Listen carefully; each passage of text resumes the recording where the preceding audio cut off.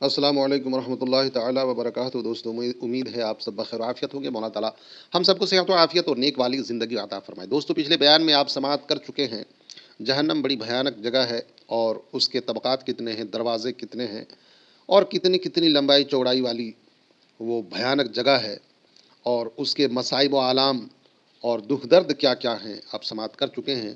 لہذا حضور پاک صلی اللہ علیہ وسلم نے جبریل امین سے کہا، یہ بتلاؤ کہ جہنم کے دروازے کیا ہمارے دروازوں جیسے ہیں؟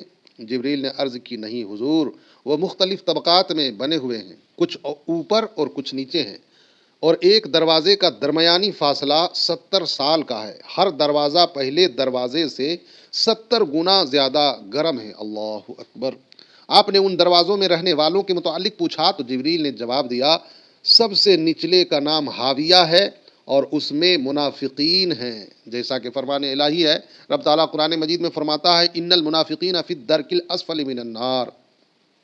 دوسرے طبق کا نام جحیم ہے، اور اس میں مشرک ہیں۔ تیسرے کا نام سقر ہے، اور اس میں صابی ہیں، اور چوتھے کا نام لظا ہے، اور اس میں ابلیس اور اس کے پیروکار یعنی اس کے چیلے مجوسی ہیں۔ پانچویں کا نام حطمہ ہے، اور اس میں یہود ہیں۔ چھٹے کا نام سعیر ہے، اور اس میں نصارہ ہیں۔ پھر جبریل خاموش ہو گئے۔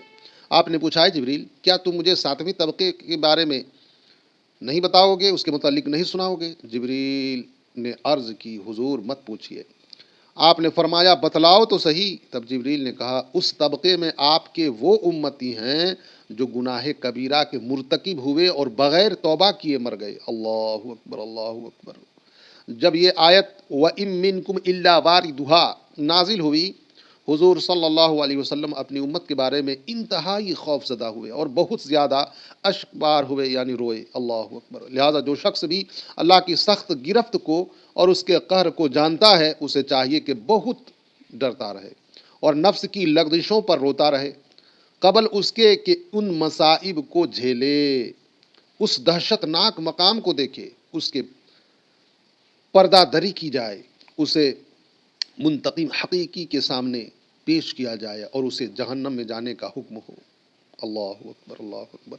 کتنے ایسے بوڑھے ہیں جو جہنم میں فریادیں کرتے ہیں، کتنے جوان ہیں جو جوانی کی ضیاع کو یاد کر کے آہو بکا کرتے ہیں، کتنے ایسی عورتیں ہیں جو گزشتہ زندگی بدعمالیوں کو یاد کر کے چلاتی ہیں، درا حالانکہ ان کے اجسام یعنی ان کے جسم اور چہرے سیاہ ہو چکے ہیں۔ اللہ اکبر۔ ان کے کمریں ٹوٹ چکی ہیں، نہ ان کے بڑوں کی عزت کی جاتی ہے، اور نہ ہی چھوٹوں پر رحم کیا جاتا ہے، اور نہ ان کی عورتوں کی پردہ پوشی کی جاتی ہے۔ اے اللہ، ہمیں آگ کے عذاب اور ہر اس کام سے بچا جو ہمیں آگ کی طرف لے جائے، اور اپنی رحمت کے طفیل ہمیں نیکوں کے ساتھ جنت میں داخل فرما۔ اے عزیز، اے غفار، اے اللہ، ہمارے عیبوں کو ڈھانپ لے، ہمیں خوف سے نجات دے، ہمیں لغزشوں سے بچا، اور اپنے سامنے شرمندگی سے محفوظ رکھ، یا ارحم الراحمین، یا ارحم الراحمین، یا ارحم الراحمین۔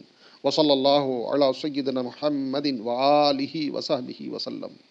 مولا تعالیٰ ہم سب کو کہنے سننے سے زیادہ عمل کی توفیق عطا فرمائے، دین و دنیا کے فیوز و برکات سے فیضیاب فرمائے، خصوصیت کے ساتھ اپنے گناہوں سے تائب ہو کر توبہ کی توفیق عطا فرمائے۔ انشاءاللہ پھر ایک نئی ویڈیو کے ساتھ حاضر آؤں گا، تب تک کے لیے خدا حافظ، فی امان اللہ۔ السلام علیکم۔